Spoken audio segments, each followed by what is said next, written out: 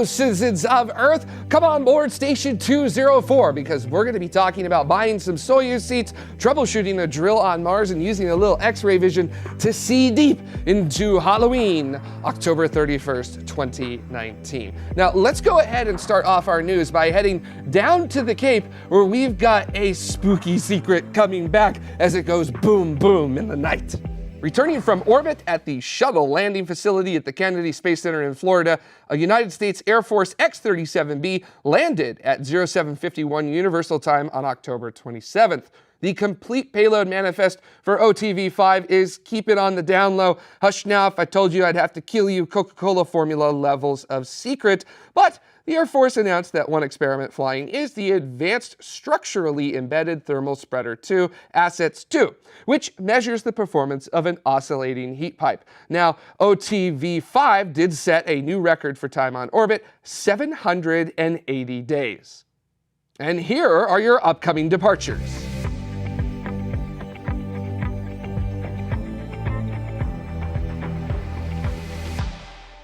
I love traveling, and a big part of that for me is how I make the journey to the destination. And for NASA right now, that is seats on a Soyuz. But with commercial crew schedules seemingly slipping more than a deer on ice, NASA has had to make a really tough call. $80 million a pop is what a Soyuz seat cost last time NASA purchased a few. Unsure if a discount is applied if you buy a dozen. The slip of schedule to the right of both SpaceX's Crew Dragon and Boeing's Starliner vehicles means that there's a real possibility that an American astronaut could miss out on going to the International Space Station. So, NASA has taken a few steps to prevent this. NASA's final purchased Soyuz seat presently is on MS-16, set to launch in April of 2020. Akihiko Hoshide, a Japanese astronaut who is to launch on MS-16, has now been bumped in favor of a NASA astronaut. You see, NASA manages crew transport for the European Space Agency, the Japanese Aerospace Exploration Agency, and the Canadian Space Agency for astronauts to the International Space Station. But as you can imagine, that's probably not making folks particularly happy with the bump that occurred. Now, additional pressure is coming from Roscosmos' intentions to drop the number of Soyuz flights from 4 per year to 2, with US commercial crew vehicles making up the difference. An additional complication is political. The United States owns Iran-North Korea-Syria Non-Proliferation Act. Under this, no US company is allowed to purchase high-tech goods and services from Russia. But NASA has been allowed a waiver since the congressional passing of the act in 2000. That waiver ends in 2020, and there's at present been not any talk as to whether an extension will occur or not. And a slew of tests lay ahead for the two commercial crew vehicles. Timelines from both SpaceX and Boeing are aggressive, requiring nothing short of perfection in very complicated mission profiles that'll be analyzed with a fine-tooth comb. Oh, what a tangled web we weave. Boy, engineering problems are pretty tough, but political ones as well, especially depending upon the decisions you make in crew and other things like that. Well, those are things that people will tend to often overlook. But to talk a little bit about an engineering problem that's currently occurring on Mars, let's head on over to our very own Lisa Stojanovsky. Last time I updated you on the probe hammering away at Mars, it was stuck. But like I said, never doubt JPL or the German space agency DLR, because they managed to get it working again. Until this happened. Oh. Now, to understand how this all happened, we'll have to pick up from where I left off from Space News 2 weeks ago, which you can check out up here. In August, the team tried to use the robotic arm to collapse the cavern that was caused by the hammering probe. In September, we all had to sit around and wait for Mars to emerge from behind the sun so we could talk to InSight again. With the extra time the team had, they decided to go and try and pin the probe, also known as the mole, against the wall using the robotic arm. This technique was pretty risky though. The team had to precisely move the arm to apply enough sideways force to the mole without accidentally hitting or damaging the delicate ribbon cable connected to it. And if they damaged the cable, it would be game over. No more power, no more data coming back from the mole. So here's the result.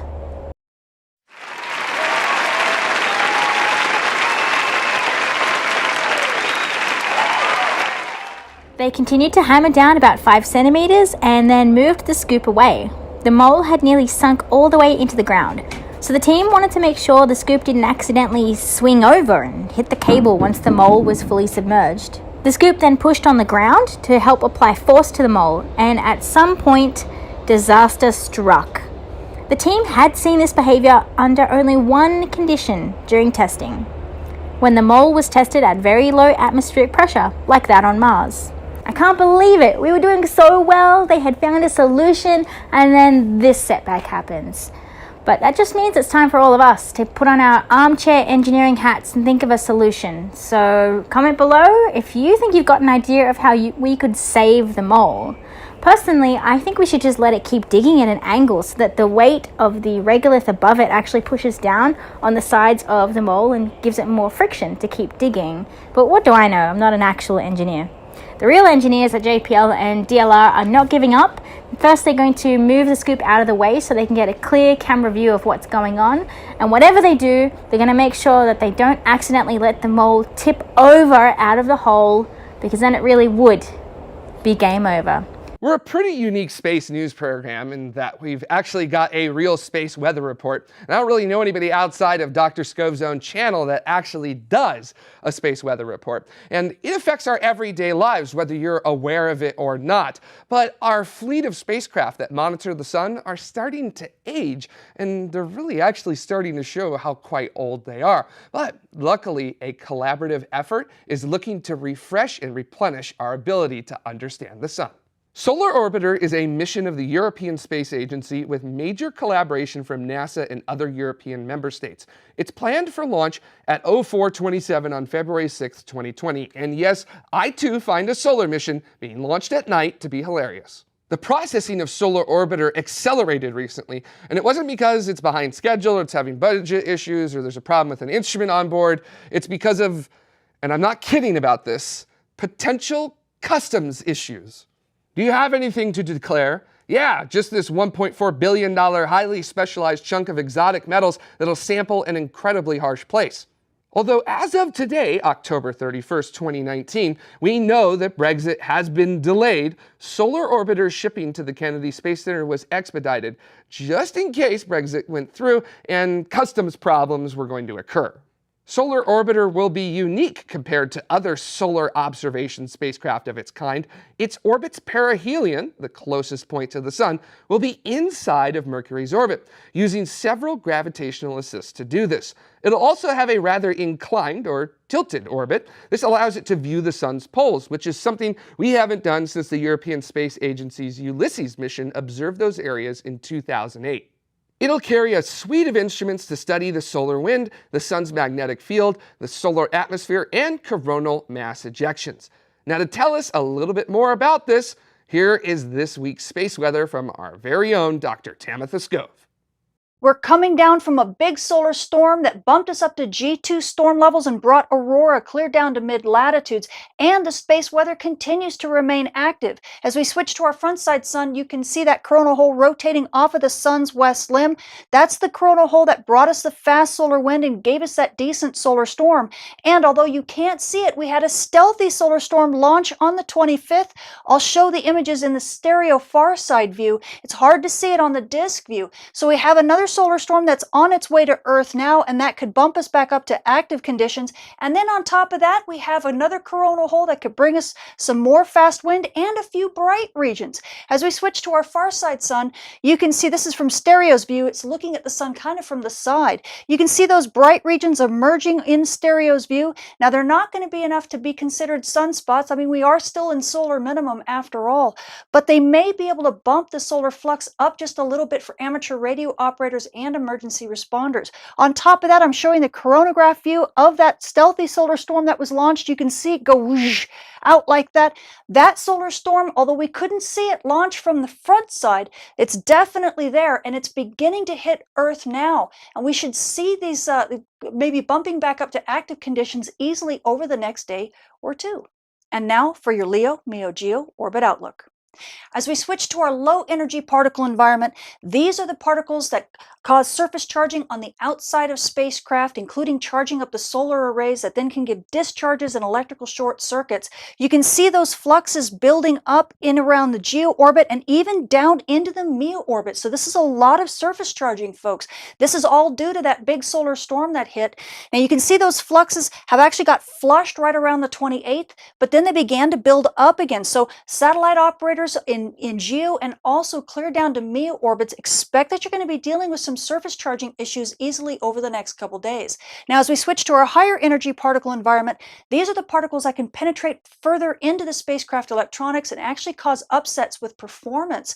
You can actually see inside of geo, again, we are having some issues with the internal charging fluxes. Now, they do get flushed on the 28th, just like the lower energy particle stuff does, but we are seeing injections once again. So the internal charging capacity is beginning to build up again around the geo and down even into the MEO orbits. So you satellite operators at geo and MEO, you're going to be dealing with both surface charging and internal charging. And then of course down at LEO, well, because of that solar storm, you're going to be dealing with drag issues. So that means your satellites are going to be slowing down and changing orbits. For more details on this week's space weather, including when and where to see aurora, what's going on with that new solar storm, and how your amateur radio and GPS is going to fare, come check out my channel or see me at spaceweatherwoman.com. Even though I started off here as the astronomer of tomorrow, I very rarely get to talk astronomy stories these days. So I'm just gonna slip a little one in here and make sure not to tell Jamie, please.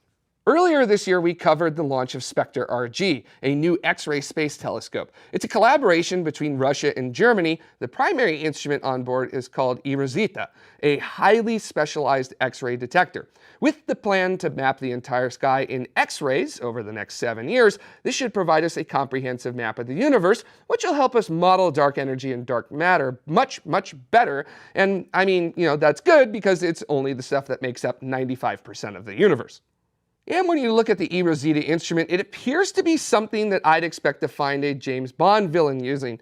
Yes, Mr. Bond, I do believe I will collect all these high-energy photons.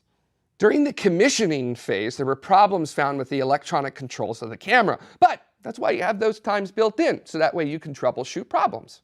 And with that troubleshooting over, the first light image is of the Large Magellanic Cloud, and it is stunning.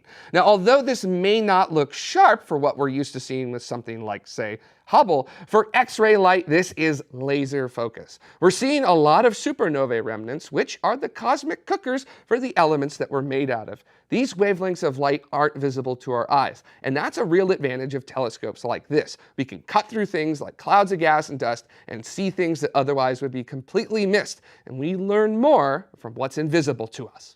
And of course, don't forget that we've got our live shows every Saturday at 1800 UTC, and this upcoming Saturday, November 2nd, we've got a pretty interesting guest.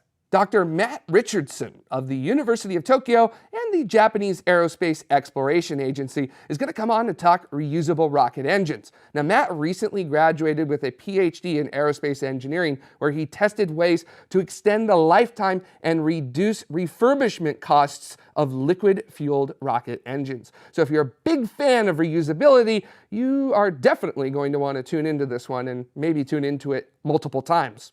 And of course, we want to give a huge shout out to all of our citizens of tomorrow.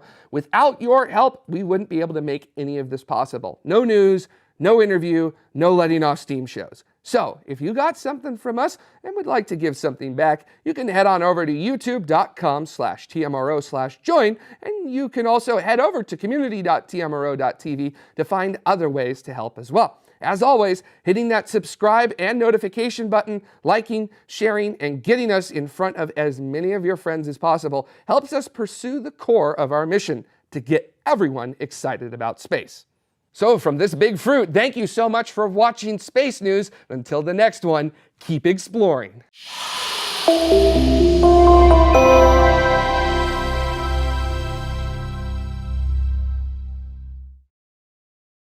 Hello, citizens. Hello, citizens of Earth. God, it's burning up in this. Last time I updated you on the probe hammering blah blah blah. Do you find me appealing? When it comes to bananas and puns, I have a bunch. If you don't like my banana puns, you can always split. You know why I have to wear sunscreen? Because I peel. Do you know what I say when I answer the phone? Yellow. Do you know where I'm going to get my education? At Sunday school. I'm feeling a little sick. I think I've got yellow fever. Monkeys like me because I've got appeal. You know what kind of key opens a banana? A monkey. Do you know why I went out with the prune? Because I couldn't find a date. I failed my first driving test because I peeled out. Okay, that's enough of that.